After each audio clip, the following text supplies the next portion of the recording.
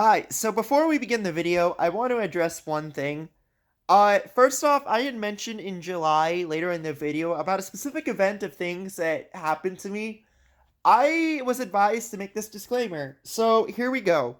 This is a phone number that, in case you feel very, very, very much inclined to inflict harm on yourself, please call this number.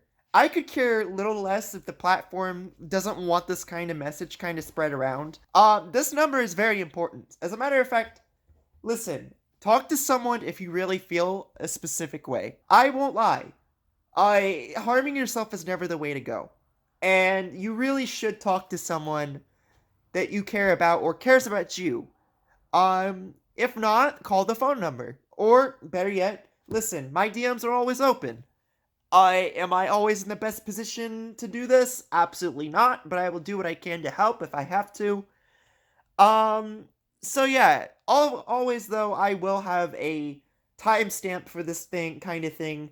If you don't want to witness it or avoid it, there is a timestamp. So with that being said, yes. Please call this number or at least talk to someone you care about. You do matter even if I don't. 2019. How the hell did I fucking survive 2019? No, really, I don't even understand it. So, I know this channel is still kind of fucked. I the lack of anything to put on it has certainly brought a strain to it. And a lot of my life choices and events seem to have impacted it.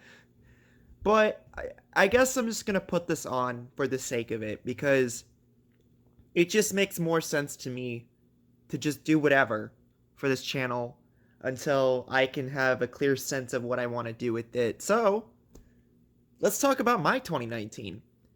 Honestly, my 2019 in a nutshell was essentially a how the fuck did he not die situation. Or how the fuck did he not, like, ruin his life situation. And that I actually kind of agree with. A lot of my family really seemed to really hit it with me and say that, yeah, dude, how the fuck did you not die? But for now, I'm gonna go through every month and the key points in the importance of those key points and what deterred my 2019, or determined it. English major. January. January was, yeah, January. New Year's, I went to New York for New Year's, and haven't done that in quite a while. I realized how much it fucking sucked. Yeah, if you're not from around the area, never go to New Year's Eve. It really does suck. It was raining, and I don't know why it seems like every time you go to New Year's Eve, it always is the shittiest weather. I recall when I was over there, the police were trying to set up a new system to protect people during the event. And everyone was just blockaded around 42nd, and it was terrible. Stores were closed, as usual. And more importantly, the subways were wonderful. I recall going into the subways and seeing these giant subway piss rats. Yeah, subway piss rats. And they were everywhere, because the rain was everywhere. And yeah. At that moment, I realized that, yeah, this year might not be great. And at that time, I was fresh in a new job. I was in FedEx, and I was blissfully unaware of the things that were going to come because of that. But I still wasn't in college, and I was in a new job because my last job sucked, and I got fired from it. Starbucks for you. But more importantly, I had a kind of viewpoint on the future. February. February was the realization that, yeah, FedEx is kind of shit. At this point, there was literally no hours, and I was starting to struggle with finances, because how FedEx worked was really simple. If you're part-time, you're not guaranteed your hours. You get whatever they decide to give you, and you have to stay till the shift ends, and that fucking sucked. One big key point with February, though, that I kind of, I still remember to this day, was going to see my family. I have not seen the rest of my family in over 8 years. And going back down to Arizona, it was kind of like a vivid dream. I never wanted to be back in such a pissed off, rage state. But going back gave me a sense of clarity, even if it was with my father, who at the time I did not appreciate and did not like. But he bought me the plane ticket, so I appreciated the fact that he let me see the family. And again, a lot of the memories with that trip was, hey, I'm drunk most of the time. And if you go back on my Twitter, if you dig up all the crap, you might find moments of where you see me drunk. Yeah. A lot of it was good times, bad times. A lot of it was me trying to stay reserved, even trying to be drunk. And even though that was one of the most questionable weeks in 2019, it was probably the most memorable for me. And then I came back. That sucked. March. March was just a month that I existed. I was struggling very hard. I still had no food. It was a very bad month. There really wasn't much to March except, hey, I'm struggling and I suck at life. And, that's fine. April. So April was the start of a lot of problems that still affect me to now and probably will continue to affect me. April was probably one of the worst months that I've had. It made me realize that FedEx was not doing anything to help suffice my current situation, and I was kind of in the lowest point, one of the lowest points at that time. I was not making enough money to buy food. I had a non-existent sleep schedule. I was going to work on a third shift, and I was exhausted all the time. I had mentally broken down quite a lot. So yeah, May. May was an interesting one. May, if I'm correct, was also around the time with April when I had started witnessing the Etika situation. At the time, I had made a video discussing how I felt about the situation, but I never clarified about it. I was completely iffy on the subject. And you know what? For me personally, I struggle with mental health all the time. Even now, I'm struggling very hard. I was kinda a jackass about the situation because I'm not a content creator. I looked at it as, oh, he's just attention seeking. It's Desmond. It's fine. Until the situation happened, and that's when my viewpoint changed. But May was a month where, even in my own terms, it was very bad. It got to the point where I had to rely on other sources to even survive. I was constantly without money because of transportation and the lack of hours within my job. It was pretty bad. And then June hits. June was probably one of the most emotional roller coaster months for me. When I had came into June, I was kind of miffed at everything.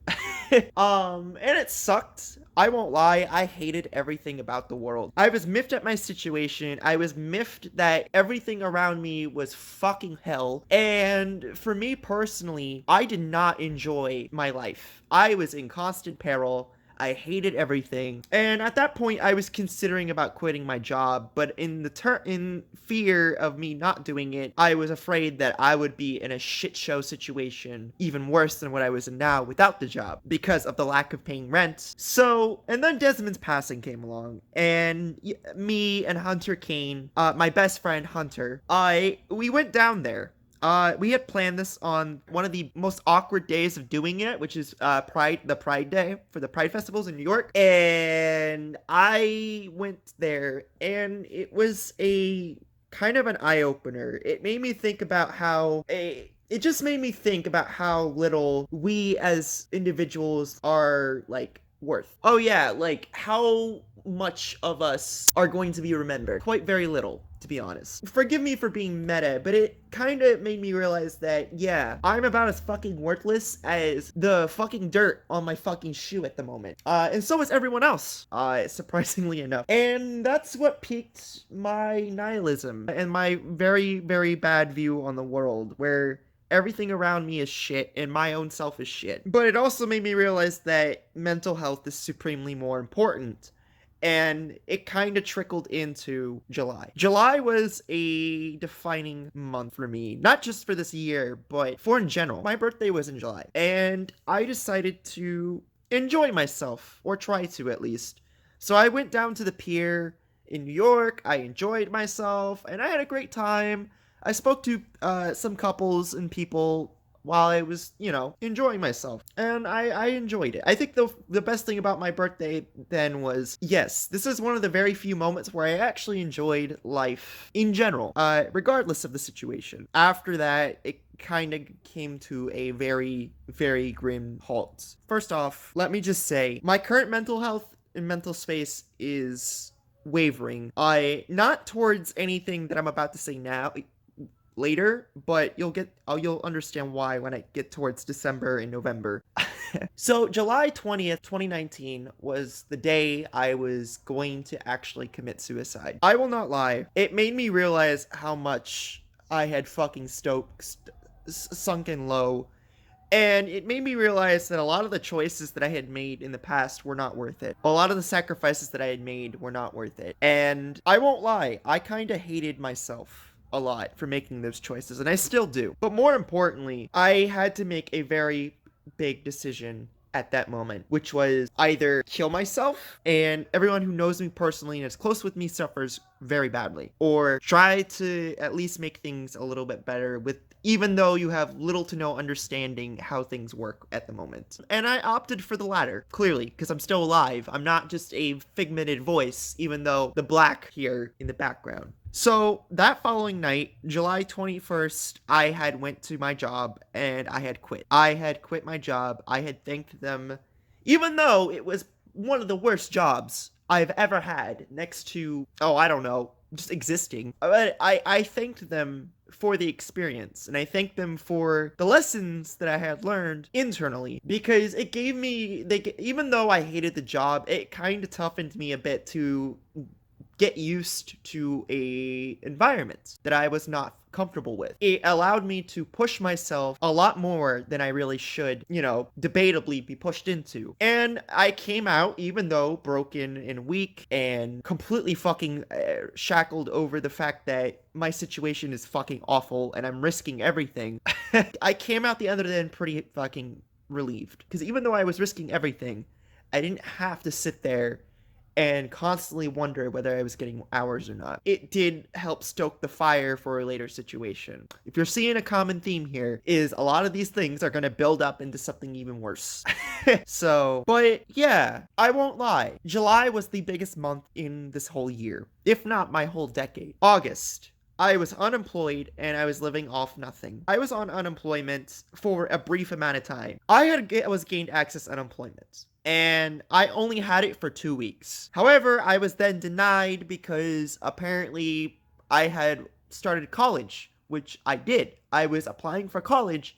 However, I was applying for part-time. What I didn't realize, though, was the fucking school made me a full-time student, even though I had applied part-time. The point of the matter is that at this time, I was kind of fucked. I had no job. I had no substantial income. I was kind of fucked, and I had to rely on my family.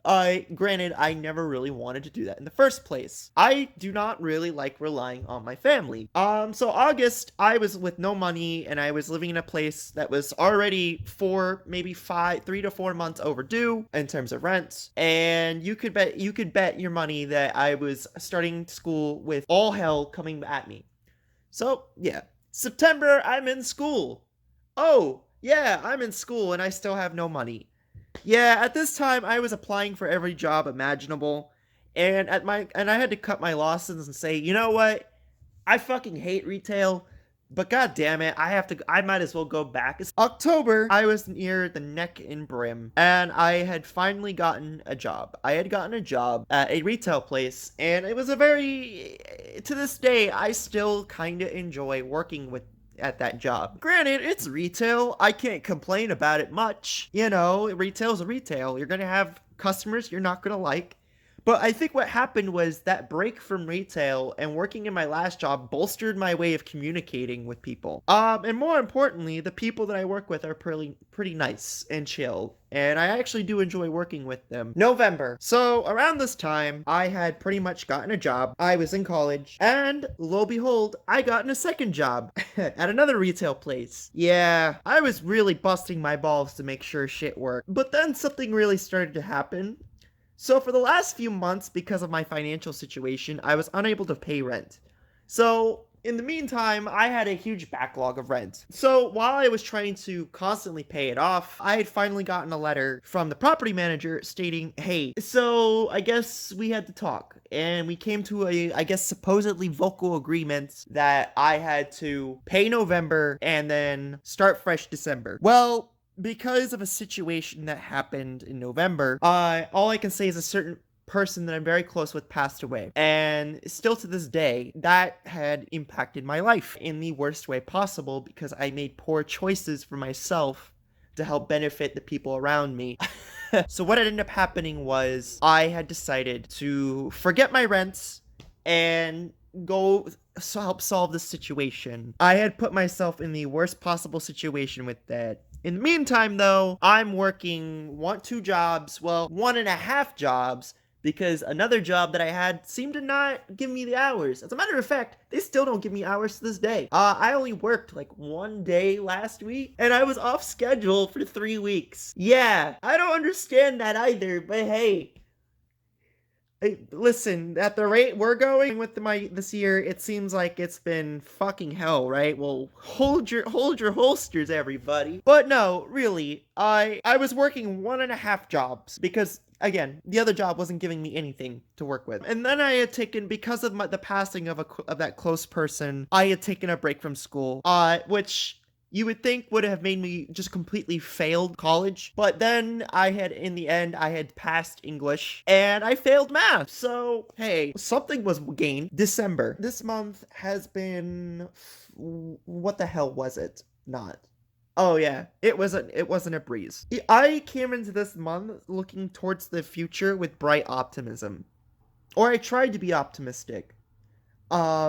And then around the time before Christmas, yeah, I got a notice to cease. Even though I had tried to explain to them the situation. Currently, at the moment, I do not know what to do with that situation. I'm trying to fix it. And that was my best Christmas gift ever. Getting to be soon evicted out of my apartment. I mean, hey, it's what it is, you know? Christmas, though, was good. I had a lot of things come in from family, and I got a lot of stuff done in terms of what I wanted to do for, recreational purposes. I think one of the biggest things, though, for December was even after the eviction notice or this notice to cease or whatever. Again, I don't understand it. One of the big things that came out of that was a different perspective on my father. Yes, I have daddy issues. Very big ones, actually. Very, very big daddy issues.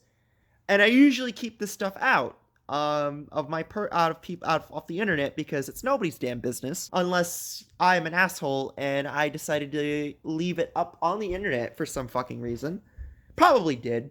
Knowing me, I'm an asshole. I probably left that shit up in the air. But it gave me a different perspective on my dad from my grandmother. And it made me realize that all the sacrifices that I made are about as similar as my father's when he was my age. And that, yeah, even though it made me realize that, yeah, my family isn't the greatest. Do I want a conditionally soft supporting family? Yeah, I kind of do. It helps with my autism. Helps with my antisocial tendencies. It just helps overall emotionally, but it really wouldn't have get me anywhere. And making me realize that. I think what further cemented the idea is even though after all the bullshit with me and my father and me opening to my grandmother about how I feel about the family and everything, my father, I guess, apparently heard that and he out of his way sent me a gift. Now granted, it's brisket, but it's a gift. And it made me appreciate the fact that, yeah, I'm kind of glad that he still is around. So, what did I learn from 2019? 2019 for me was absolutely fucking hell. However, even though it was hell, it gave me a lot of fucking insight as to what I should do with my future. Even if I don't know what the hell that might be at the moment. Right now, the beginning of the next decade is looking very grim. I'm losing my apartment. My family is trying to figure out what to do. I'm trying to figure out what to do with little to no knowledge. But at the end of the day, I know that even after everything I went through this past decade, And even this year, I know that somehow I can persevere and I can still make it through just fumbling like a complete fucking idiot. And still make it through either unscathed, unharmed in some capacity. Yeah, I might have a ding in my mental health. And yeah, it tends to affect everything else down below, but I know for a fact that even through this year, and like I had said, the past decade, I feel like my optimism, even though it's very little, I can see myself pull through. I can see myself be very determined to make an effort to try and pull through with things.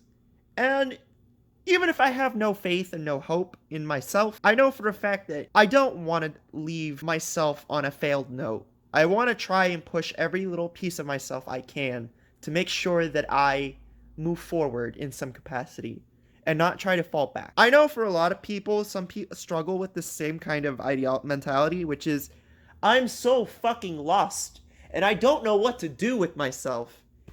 And on that note, if you're like me and you're like that, I feel you, man. I'm about as fucking lost as you are. But at the end of the day, what I've learned is fuck everyone else. You know? You just gotta keep going. And that's what matters. You know, you're gonna have things that you're not gonna like. And that's what this year has taught me. Is you're not gonna like doing things you don't want to do. But at the end of the day, you have to bite the damn bullet. And you have to push through regardless of the bullshit thrown at you. And yeah, you might end up fucking up, and that's okay. I think a lot of people, including myself, we push ourselves so damn hard to meet stupid fucking high expectations set by everyone else that we don't even realize that it's okay to fuck up. Okay? You can laugh and you can smile at yourself because you know deep down inside, yeah, I'm a fuck up, man. Because, yeah, we're all fuck ups. We've all been there, and we still will be there. You know? I'm not saying that nobody can reach great heights. I'm pretty sure if nobody could, we would not have people on this platform who deserve to be on that height because they pushed through and persevered, and they made sure that regardless of the circumstances, that they were content with themselves. But all it takes is a little bit of determination, and all it takes is just sheer force to make sure that you yourself are up on that level. Am I saying you should take necessary strides? Unnecessary strides? Hell no. Baby steps. That's what I learned this year. Baby steps and sacrifices. And in terms of this decade, I don't really want to look back on this decade because I've learned a lot in my life with this last decade. And with that being said, I think that the 2010s of my life can be closed with a final note saying, hey, you did it, Chief. You went from being a kid who completely was almost fucked by neglect and abuse and mental turmoil to an adult who's still mentally turmoiled, but you somehow made it to the point where you're not dead at least. And that's what matters. Are you a fuck up? Yeah, you're a fuck up. But that's okay. Just keep pushing, kid. You got it. This is my review of my year. Thank you for watching, and I will see you all in the next decade. Actually, you know what? I take that fucking back. The top pinnacle point of my year was getting Pasta Man to fucking sign a gal gun. Hell yeah, baby. Let's go. Pasta Man, do the spin voice. Sign the gal gun.